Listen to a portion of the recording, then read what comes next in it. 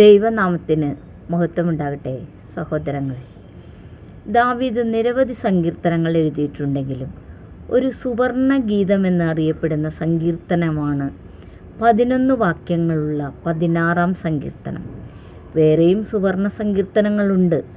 16-ാം സങ്കീർത്തനം എന്തുകൊണ്ട് സുവർണ ഗീതമെന്നറിയപ്പെടുന്നുവെന്ന് നമുക്കൊന്ന് പരിശോധിക്കാം. ദൈവമേ, ഞാൻ അങ്ങയെ ശരണമാക്കിയിരിക്കയാൽ എന്നെ കാത്തുകൊള്ളണമേ എന്ന അപേക്ഷയാലാണ് ഈ സങ്കീർത്തനത്തിൻ്റെ ആരംഭം. അതിൽ നിന്നും ദാവീദ് എന്തോ കഷ്ടത്തിൽപ്പെട്ടിരുന്ന സമയമായിരിക്കണം എന്ന് തോന്നുന്നു. പിന്നീടുള്ള ഭാഗത്ത് പറയുന്നത്, ദാവീദ് യഹോവയോട് പറയുന്നു, അവിടുന്നാണ് എൻ്റെ കർത്താവ്, അങ്ങയെ കൂടാതെ എനിക്ക് ഒരു നന്മയുമില്ല. ഇത് കേൾക്കുമ്പോൾ 100% ദൈവത്തിലുള്ള ആശ്രയത്വവും സമർപ്പണവും കാണാം. ഇത് ദൈവം ഇഷ്ടപ്പെടുന്ന ഒരു കാര്യമാണ് സഹോദരങ്ങളെ. ഭൂമിയിലുള്ള വിശുദ്ധന്മാർ എന്ന് വെച്ചാൽ ദൈവത്തിൻ്റെ വഴിയെ നടക്കുന്നവർ ദാവീദിനെ സംബന്ധിച്ചിടത്തോളം ശ്രേഷ്ഠന്മാർ തന്നെയാണെന്ന് പിന്നീടുള്ള ഭാഗങ്ങളിൽ പറയുന്നു. ദാവീദ് രാജാവായിരുന്നിട്ടും ദൈവത്തെ ഭയപ്പെടുന്നവരുടെ കൂട്ടാളിയാണ്. എന്നിട്ട് മറ്റുള്ളവരെക്കുറിച്ച് ദാവീദ് പറയുന്നത് കേൾക്കൂ. ജീവനുള്ള ദൈവത്തെ ആരാധിക്കാതെ വ്യാജദേവനെ കൈക്കൊള്ളുന്നവരുടെ വേദന വർദ്ധിക്കും. അവരുടെ ബലികൾ ദാവീദ് അർപ്പിക്കുകയില്ല, അവരുടെ നാമങ്ങളെ നാവിന്മേലെടുക്കുകയില്ല. ദാവീദിൻ്റെ ദൈവത്തോടുള്ള വിശ്വസ്തതയാണ് നാം ഇവിടെ കാണുന്നത്. കാര്യം രാജാവാണെങ്കിലും ദാവീദ് ഈ ഭൂമിയിലുള്ളതൊന്നും തൻ്റെ അവകാശമായി കാണുന്നില്ല. യഹോവയാണ് അവകാശവും ഓഹരിയും. യഹോവയോട് ഒന്നിച്ചുള്ള മനോഹര ദേശത്തിനായി ദാവീദ് പ്രത്യാശ വെച്ചിരിക്കുന്നു. യഹോവ ബുദ്ധി ഉപദേശിച്ചു തരുന്നു, രാത്രിയിലും അതിനാൽ യഹോവയെ വാഴ്ത്തുന്നു. ഇനിയുള്ള വാക്യങ്ങളാണ് നാം ഏറ്റവും ഉൾക്കൊള്ളേണ്ടത്.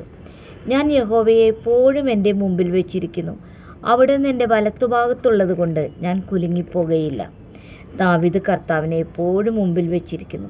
ഉപദേശിക്കാനും സഹായിക്കാനും സംരക്ഷിക്കാനുമായി ദൈവം വലത്തുഭാഗത്തുള്ളതിനാൽ ദാവീദ് കുലുങ്ങുന്നില്ല.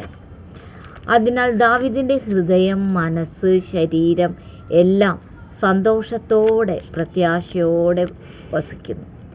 ദാവീദ് ഒരു രാജാവ് മാത്രമായിരുന്നില്ല, ഒരു പ്രവാചകൻ കൂടിയായിരുന്നു. ക്രിസ്തുവിൻ്റെ പുനരുത്ഥാനത്തെക്കുറിച്ചാണ് ഇനിയുള്ള ഭാഗങ്ങളിൽ പറയുന്നത്. 10-ാം വാക്യം കേൾക്കൂ. അവിടുന്ന് എൻ്റെ പ്രാണനെ പാതാളത്തിൽ വിടുകയില്ല, അങ്ങയുടെ പരിശുദ്ധനെ ദ്രവത്വം കാണുവാൻ സമ്മതിക്കുകയുമില്ല. ഇത് പ്രവചനമാണെന്ന് ഞാനല്ല പറയുന്നത് കേട്ടോ. അപ്പോസ്തലന്മാരായ പത്രോസും പൗലോസുമാണ് പറയുന്നത്. അപ്പോസ്തലപ്രവൃത്തി 2:25 മുതൽ 35 വരെ വായിക്കുക. പത്രോസ് ഈ സങ്കീർത്തന ഭാഗങ്ങൾ ഇവിടെ ആവർത്തിക്കുന്നുണ്ട്. 31-ാം വാക്യം കേൾക്കൂ. അത് മുൻകൂട്ടി അറിഞ്ഞതുകൊണ്ട് ക്രിസ്തുവിൻ്റെ പുനരുത്ഥാനത്തെക്കുറിച്ച് അവനെ പാതാളത്തിൽ വിട്ടുകളഞ്ഞില്ല, അവൻ്റെ ജഡം ദ്രവത്വം കണ്ടതുമില്ല എന്ന് പ്രസ്താവിച്ചു.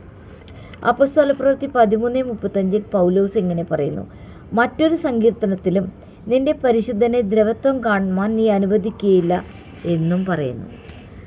അവസാന വാക്യങ്ങൾ പ്രത്യാശയുടെയും സന്തോഷത്തിൻ്റെതുമാണ്. ദാവീദിന് ജീവൻ്റെ വഴി കാണിച്ചു തരുമെന്നും അവിടുത്തെ സന്നിധിയിൽ സന്തോഷപരിപൂർണതയും വലത്തുഭാഗത്ത് പ്രമോദങ്ങളും ഉണ്ടെന്ന് ദാവീദ് കണ്ടെത്തുന്നു. കഷ്ടതയിലായിരിക്കുന്നവനെ എങ്ങനെ സന്തോഷിക്കാനാകും എന്ന രഹസ്യമാണ് 16 വാക്യങ്ങളുള്ള ഈ സുവർണ ഗീതത്തിലൂടെ ദാവീദ് നമ്മോട് വെളിപ്പെടുത്തുന്നത്.